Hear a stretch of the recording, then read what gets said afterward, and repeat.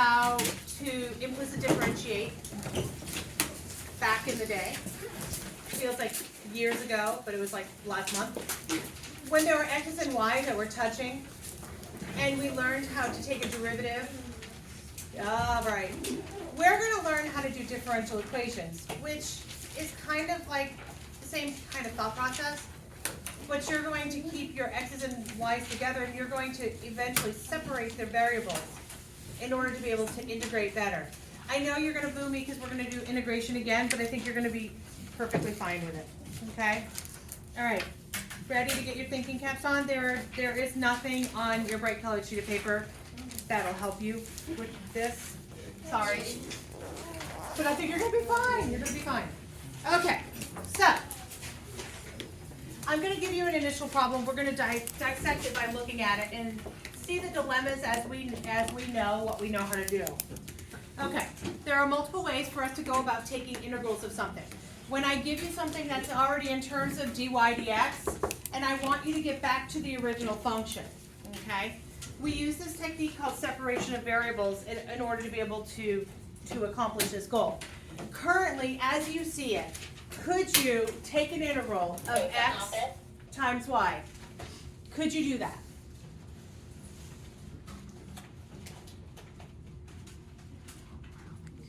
What kind of integral things do we know right now? Tell me, let's blow them at me. Wait, is that a multiplication one that you split apart? Well, that's how you can integrate it. You said multiply together, so you're thinking derivatives. Well, yeah, I'm thinking derivatives. Right. Which is the We're going to go reverse. backwards Yeah. with it. Tell me what you got. Integration by parts. Integration by parts. Is this an example of integration by parts? No. So what was like the key thing I said when we did integration by parts? You had to have two things in the problem that were the same variable but had no relationship to each other. So what would the variables have been? Well, we would have had an x and maybe like a sine of x, or an x and maybe an ln of x. What's going on with this guy? We got two different variables going on. So that's the key. That's the one thing that like brings you in to go, oh, this is when I have to do that. And this level of math, they're actually going to say, use differential equations.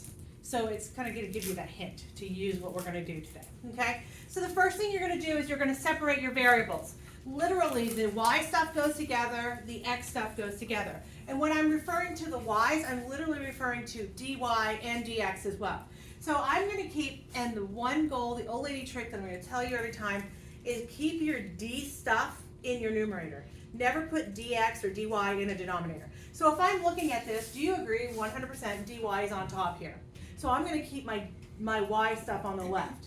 And if I want to separate those variables, I'm going to want to bring my x's to one side and my y's to the other. So what's the natural thing for me to do if I have to keep dy on top? Multiply by dx. Step one. Let's do it. So I'm going to take dy is equal to xy times dx. Perfect. What that has done for me now is it starts the process of separating the variables. On an ACE exam, if you separate your variables properly, you get points. Literally, just by doing that particular step. Okay, the next thing you're going to do, if I'm looking at this, what's the next thing? If I'm separating my y's from my x's. Divide both sides by y. Okay, so I have dy over y, and I have x, which wasn't going to look like an x, dx. And if I'm trying to find the original equation that made this work, I have to integrate both sides because I don't want dy's, I don't want dx's, I want y equals jump. So if I integrate both sides, I'm going to say a little thought in my brain real quick. Can I recognize how to do this without thinking really hard? It's a du over u. What's a du over u? It's an ln. Okay, so dy over y is what? And be more specific. ln, Absolute value. absolute value y. Does it have to be the absolute value? Can't have a negative. Okay, and I'm going to talk to you about something in 2 seconds, but let's just finish this and we'll talk a little bit about like the final result. Now this guy. X squared. Integration. X squared over 2. Yay, x squared over 2. How easy it is to forget that. What is the last thing? I don't have an a and a b. So therefore I have Plus C. a plus C. Now, here's what we need to talk about. The question I ask you is, I took an integral over here. It makes sense I should put a plus C, right? I took an integral over here. It makes sense I should put a plus C. If I have a C on the left and I have a C on the right, and I combine my C's, what does it become? Not necessarily. Do I know what C is? C is some number. The other C is some number. When I combine them together, they become 2C. some other C. Do you guys get what I'm saying? Therefore, I only am going to put C on one side. I don't need to put it on both because they're going to combine anyway to become AC again. So put it on your right hand side, okay? That's not a necessity, but it's easier to do that way. Now, the integration aspect of this question is completely done. You're in differential equations, 3 years into calculus. You're sitting in differential equations 1. You have done the integration part of this. You have done the calculus aspect of it. The rest is the stuff you've learned so far. Okay, I'm literally trying to find y in terms of x. So back in our, what we've learned this year, what do we go about doing to solve for the y in terms of x? We do what? You say it right. Yeah, right, you're gonna, we have to sing it. So, I'm gonna tell you what, you're gonna e both sides. Think about your right hand side. Your right hand side is eing the whole thing. You guys cool with what I just said? It's not just e to the x squared over 2, it's e to the whole thing. So keep that in mind for our next cleanup process. E to the ln of y becomes Y. just y. We're good. We're halfway there. Battle's almost won.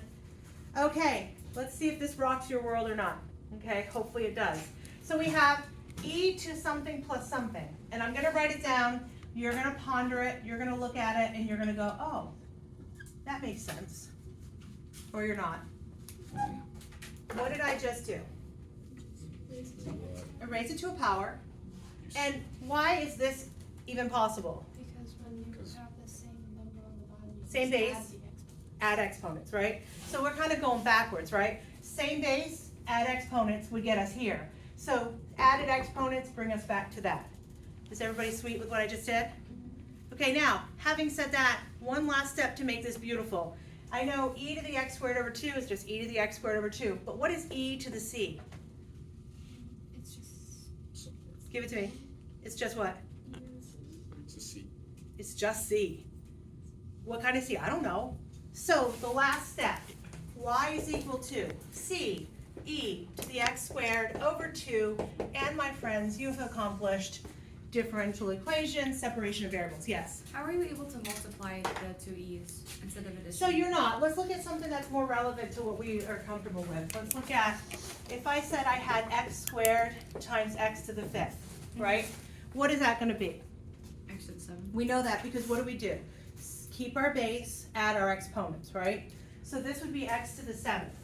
Now, what's happening in this case is I'm like, oh, I have x to the 7th. I want you to separate it. So what combinations could this have been? It could be x squared, x to the 5th. It could have been x to the 1st, x to the 6th. So what we're doing is we're starting with an addition of 2 items and bringing it back to the original, like where it would have been before I cleaned it. Okay. Are you cool? Yeah. Yeah. All right. Questions, comments, concerns, issues? Daniel, you got it? Yeah. You sure? Yeah? No problem? Yeah? Sweet. Do you guys love differentials? I haven't sold anyone yet. give us the next one. Oh, shoot. You want me to, then there's more? It's like the bad infomercial of that. There's always more. Okay, so I'm gonna give you the directions as if they would be written. And I'm gonna say that the directions sometimes make it seem like it's really, really hard stuff, but it's not. I just want to comfort you with that. The directions sometimes go, holy cannoli, what are they making me do? And it's not bad. Let me talk and write at the same time. Things are going well right now.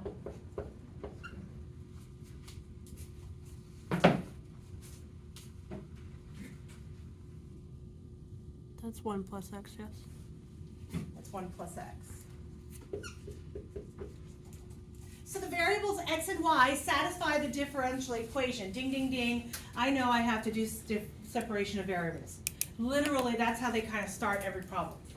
they satisfy the differential equation, then you're gonna be like, oh, yes, I know I can earn a point when I separate my variables, okay? So they give me the differential equation, and now, let me give you something more. It is given that, and don't be scared by the words again, y equals 3, and when x equals 0.